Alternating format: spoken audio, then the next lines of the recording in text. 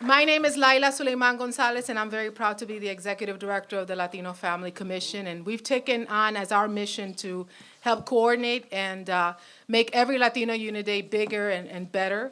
And this is definitely growth from where we started 3 years ago. So again, thank you all for being here. It's a unique gathering today because we have our commissioners here. Where are our commissioners? I saw, thank you. We have 4 or 5 commissioners already here. We have legislators. Representative Andrade, thank you very much for being here. We're expecting other members of the Latino Legislative Caucus there in committees and work groups trying to get away to be with you this morning. We also have present with us a lot of the community providers who do the hard work of supporting families day to day, whether it's providing a safe drop-in center for their children, or whether it's providing that helping hand that says you can do it, you can go forward, you can go to school, whether it's providing that very help for substance abuse and mental health treatment, which is so hard for our families to access. And you're here today, for those of you who work with youth every day, to inspire them to dream. Are you here, presente? All right. What about those of us who are Latino business owners? Are you here today?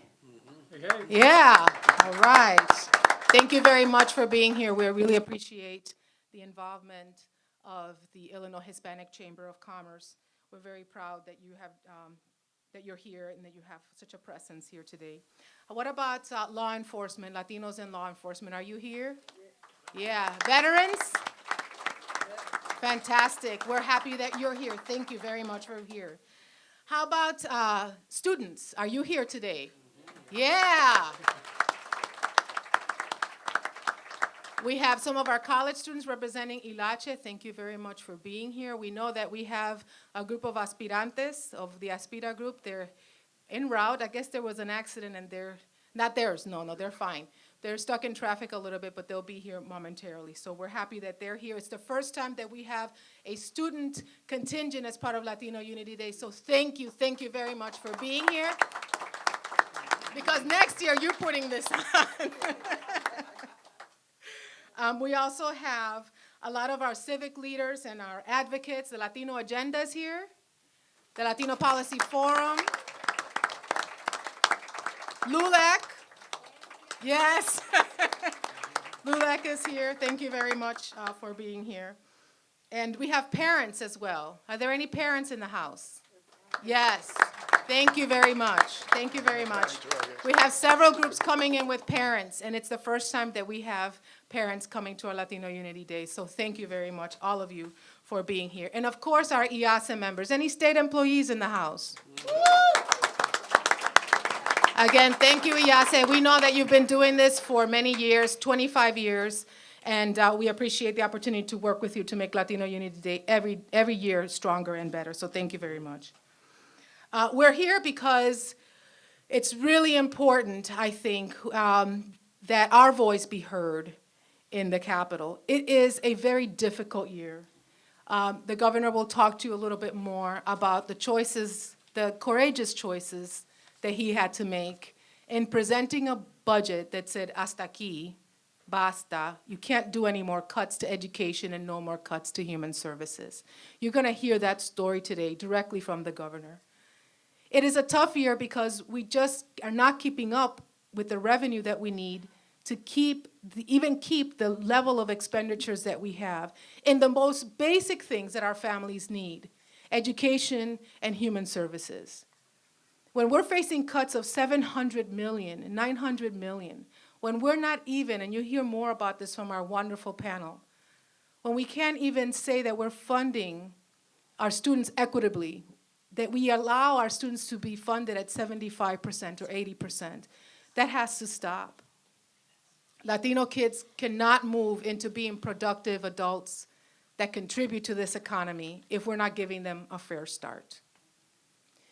So I thank you for being here. I hope that you take the afternoon. I want to go over a little bit of what we're doing today, but I do hope that you take the afternoon to talk directly with your representatives, with General Assembly members, and explain how important today's investment is for the future of Illinois.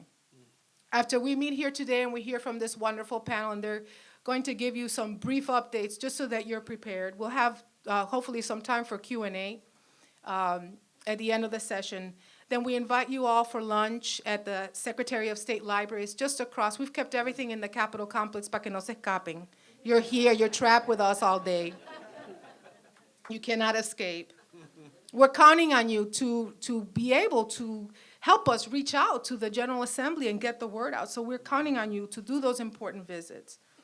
If we come back to the legislative visits, then we have planned for the first year. Vamos a ver cómo nos resulta. We'll see how it goes. Un café con leche.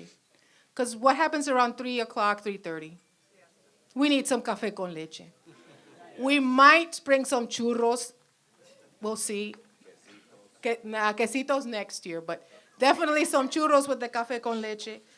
And it's an important discussion with appropriation members to talk about where we are in terms of the appropriations process and the legislature. It's a very difficult one. So we hope to hear from them. The IASA membership meeting is at 4 o'clock. That's back at the Abraham Lincoln Hotel. There's a lot of different meetings and activities planned, and we thank you for being so active. And then you're all invited to the Cinco de Mayo celebration that will be hosted by the governor and the Latino Legislative Caucus at 6. And thank you. I hear there's a special surprise. Yeah. So you have to be there. And then because and then we definitely want you to be there at the afterset that IASA is hosting. We call it a professional networking event from 9 to 12. It's an opportunity to connect and to relax. So we hope that you spend the whole day with us. Again, thank you very much for being here. Without further ado, I want to introduce to you the governor of the state of Illinois, who's been a true champion for families, all families of the state of Illinois, and especially Latino families and the most vulnerable families. And he's backed that up with the proposal that he presented this year, the budget proposal, and we're very happy to support that proposal. So thank you, Governor, for being here and for helping us to kick off Latino Unity Day in this wonderful session. We really appreciate your presence here. It means a lot. Well, thank you. It's an honor to be here. 2 million Latinos and counting, and I think that's a great theme for today. I want to thank Lila and all the conveners, the co-conveners who have brought everybody together.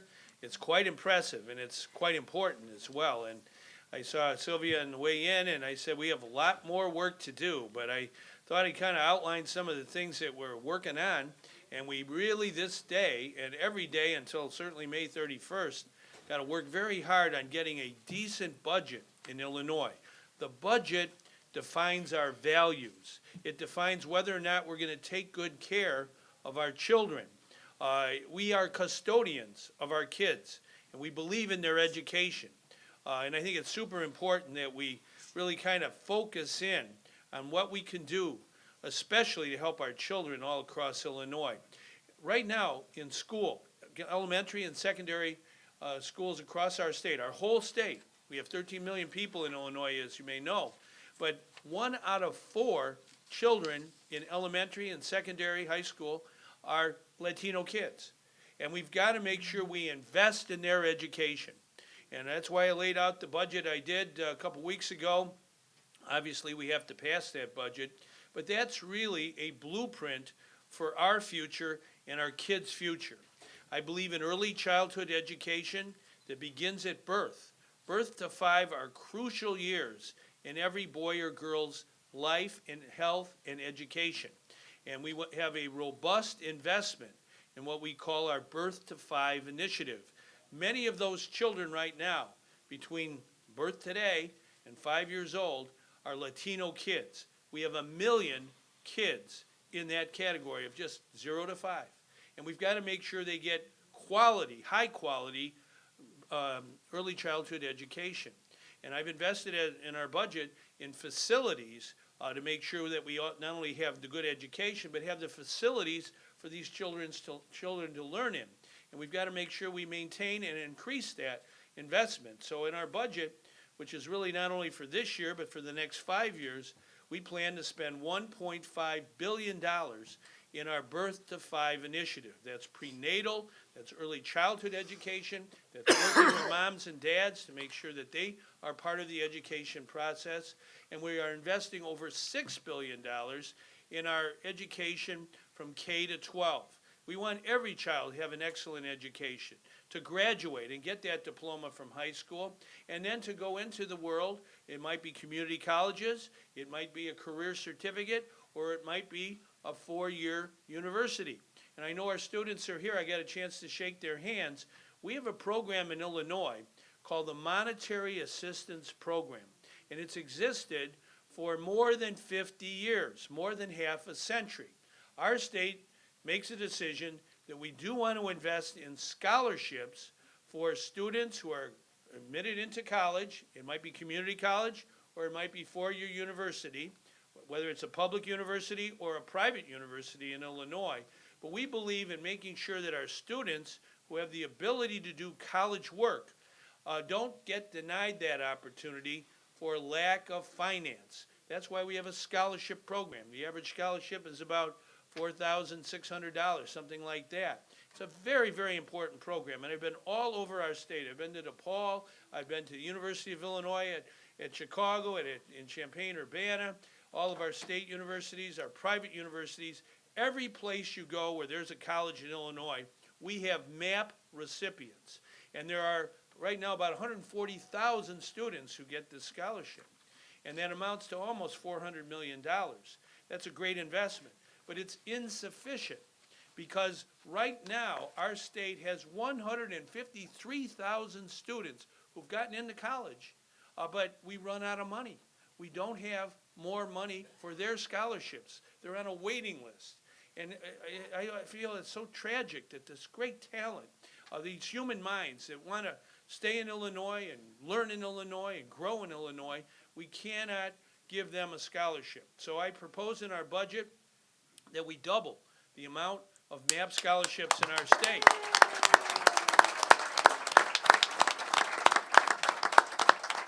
I'm inspired every time I meet one of our MAP recipients. More than half of those recipients are of color. More than half of those recipients are the very first person in their family to go to college. We believe in their future. We have to invest in their future. We have to invest in education. And so when I laid out the budget, you know, our Constitution in the state of Illinois, and I know Virginia Martinez is here. She's a lawyer. She's a pretty smart lawyer. She knows the Constitution. But our Constitution says the state government, the state of Illinois, has the primary responsibility for investing in education. And we've got to do much better. I know Sylvia will tell you that any day of the week. We've got to invest more in our education. And so I laid out a budget that maintains our income tax in order to invest more in education. I believe in property tax relief as well. We have in that budget a $500 a year property tax refund for every homeowner in the state. There's about 2.5 million households. We also have in our budget something very important for Latino families who work very hard and are raising children. There's something called the Earned Income Tax Credit. It is a tax relief for working families raising children. Families that don't have huge amounts of income, at less than $50,000, we want to make sure we give them tax relief. The most important thing we do in life as adults, as parents, is raise our children. When I was coming up, Jacqueline Kennedy, the widow of President Kennedy, said, if you bungle raising your children, nothing else in life matters. And that's what I think this gathering today is all about. It's so important that we have a commitment in Illinois to make sure that it's all of our kids, that no one is marginalized, no group is left behind. And it's very, very important we make these points over in our state capitol because the budget will be passed by May 31st. And there's a crowd out there that want to roll back things. They want to reduce our education and our budget by $4 billion. And they talk pretty fast. They say, tax less, spend less. And I'm here to tell you that means learn less. That means leaving people behind. And I'm doing this before the election because I think it's important for the people of Illinois to know the truth. And the truth is, if we invest in education, that's the most important way we can help our state move forward. That's how we can help our Hispanic businesses all over our state that are growing by leaps and bounds. We've been able to increase our contracts with many of our Latino business owners with respect to their good work, and we want them to continue to grow.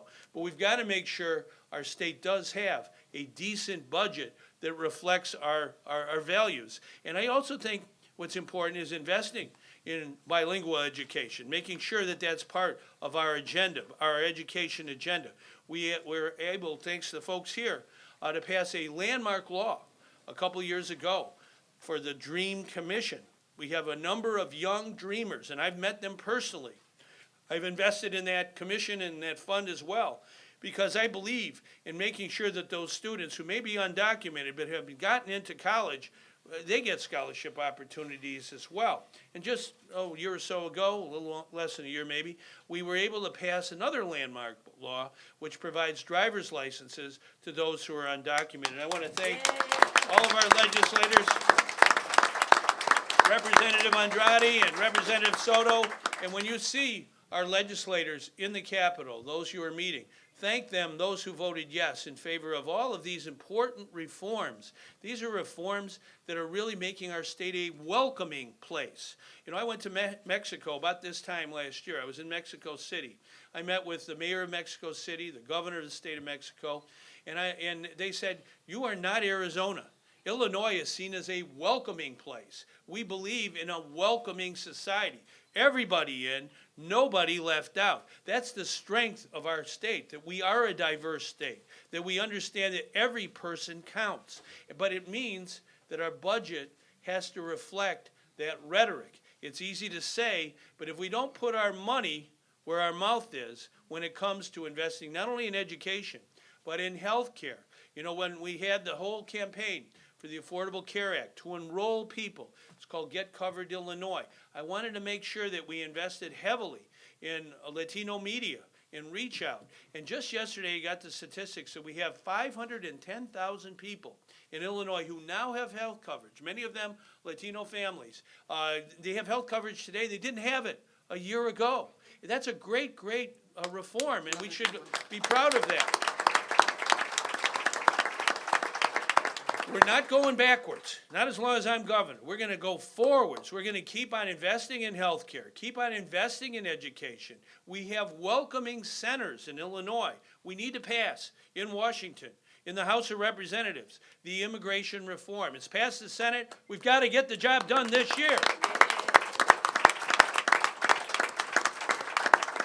And in Illinois, our welcoming centers are part of our budget. When folks come from another place, it's important to have a welcome, a place, Office of New Americans that really reaches out. Our director is here today. We have all our staff members. Why don't we have some of our folks in the governor's office just stand up so everybody knows who you are in the course of proceedings today. I want to thank you all. There's Javier. You know, we have to be partners. You know, I learned a while back, it was 1974, I was at St. Sylvester's Church in the church basement, and Cesar Chavez came to Illinois. He came to Illinois many times. Matter of fact, his grandchildren told me how much he loved Illinois, the people of Illinois. And as you know, there's a recent movie about his life.